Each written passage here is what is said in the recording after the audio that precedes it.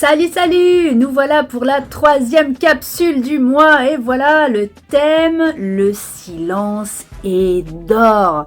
Alors en fait, comment nous avons vu précédemment, eh bien la possibilité de se sortir de ce marasme quand on a eu une offense ou un choc émotionnel, ou encore de pouvoir rassurer nos cellules quand ça ne va pas et se dire qu'effectivement on mérite mieux que ça et qu'on veut quelque part réparer, nous allons voir comment transmuter par rapport au silence. Oui, le silence permet effectivement de bien réfléchir, permet aussi de voir que ce n'est ni négatif ni positif, mais qu'en tout état de cause, ça donne en fait l'information qu'il y a des mots M-A-U-X, mais aussi des mots M-O-T-S, comme si effectivement il devait y avoir une information supplémentaire ou un déclencheur pour pouvoir en fin de compte ne pas se tromper, réparer nos erreurs du passé en faisant la paix par exemple, en se disant tout simplement je fais la paix avec mes erreurs du passé, que ce soit en couple, sentimental donc, ou même au niveau professionnel ou encore au niveau familial et même financier, parce que j'ai cru bien faire en investissant là ou en donnant ou en prêtant de l'argent à ma copine, bref. Je fais la paix avec le passé, avec mes erreurs, et du coup je fais reset.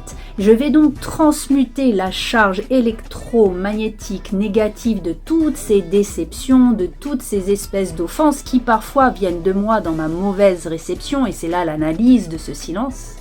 C'est-à-dire que lorsque je suis silencieux, je peux constater par moi-même, et je fais le tri finalement comme un tri sélectif, que j'ai mal réceptionné. Un peu comme si je joue au handball et que en fait je réceptionne mal une balle et que en réalité l'autre il peut dire que oui désolé, mais en fait c'est pas de sa faute. C'est moi qui ai mal réceptionné. Alors je peux dire que c'est la faute de l'autre, mais je peux en fait intégrer que c'est de ma faute. Donc j'ai une compréhension différente grâce au silence pour pouvoir réparer et aller plus loin, vibrer autrement grâce à ce silence. Que je ne puisse pas en fait me dire que le silence est parce que motus et bouche cousue, j'ai mal, je ne dis rien et je me mets en fait vraiment comme une espèce d'huître et je m'enferme sur moi, mais au contraire que je puisse me dire que ce silence m'aide à être dans la créativité. Donc en transmutant, en alchimisant, je vais respecter en fait ce que je veux au plus profond de mon être, quelque chose qui me va si bien